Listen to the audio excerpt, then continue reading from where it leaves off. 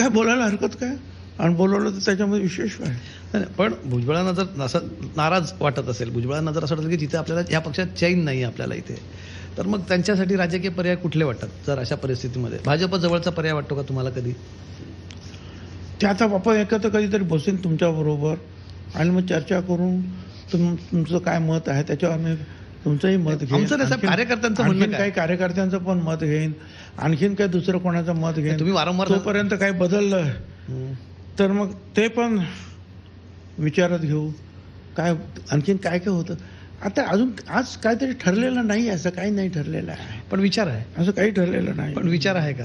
आणि विचार पण नाही आहे. आता काय सांगणार तुम्ही, आता तेच मला विचारून मोठं अडचणीत टाकता. पण मी बदल जाओ वक्त के साथ, बदल जाओ वक्त के साथ, या फिर वक्त बदलना सीखो. वाह. मजबूरियों को मत कोसो, हर हाल में चलना सीखो. हम चल रहे हैं भाई हर हाल में. तुम्ही अब मजबूरियां है, अब उसको कोस कर क्या करेंगे.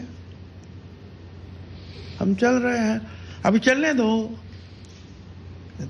तुम्ही आज फार शायरीच्या मूडमध्ये तुम्ही शायरीतनं बऱ्याच जण काही अरे त्याच्यातून बाहेर येत नाही. आता दुसरं काही काम धंदा नाही ना, आता मंत्रिपदाची जबाबदारी नाही, काही नाही काय.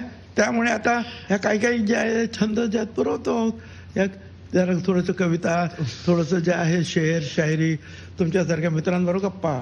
साहेब ह्याच्यात खूप सार्कॅझम लोडेड आहे, ह्याच्यामध्ये खूप जास्त आम्हाला उपरोध दिसून येत आहे तुमच्या बोलण्यामध्ये.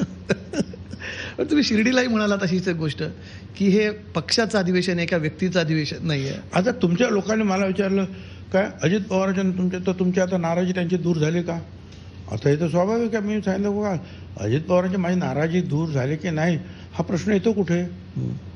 हे अधिवेशन काय एका कोणा व्यक्तीचं आहे का. हे अधिवेशन राष्ट्रवादी काँग्रेस पार्टीचं आहे आणि मला त्याच्यामध्ये निमंत्रण आहे. इथेच प्रफुल्लभाई पटेल 2 तास आदल्या दिवशी आले होते आणि सांगितलं भुजबळ साहेब तुम्ही येऊन जा.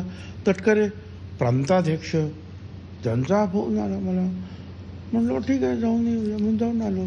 त्याच्यामुळे साईबाबांचं सुद्धा दर्शन झालं, कार्यकर्त्यांचं दर्शन झालं. तुमची एक स्पष्ट तुमच्या बोलण्यातून तुमची नाराजी आहे ती स्पष्ट दिसते. तुमचा काहीतरी तुम्ही आता म्हणजे तुम्ही म्हणाल ही शेरोशायरी आहे, पण त्यात आम्हाला आम्ही त्याला कधी कधी आमच्या पत्रकारितेत गर्भित इशारा म्हणू शकतो किंवा त्याच्यामध्ये एक हिडन मेसेज असं म्हणू शकतो त्याच्यामध्ये आहे. पण बिटवीन द लाईन्स आम्हाला दिसते. खरं टू द पॉईंट नाव आहे, पण आज टू द पॉईंटमध्ये मला टू द पॉईंटपेक्षा बिटवीन द लाईन्स तुम्ही जास्त सांगतात त्याच्यामध्ये. पण मग अशा वेळेस तुम्हाला म्हणजे अरे पाहू ना, हर हाल में चलना सीखो बोले या नाही चलेंगे, देखेंगे.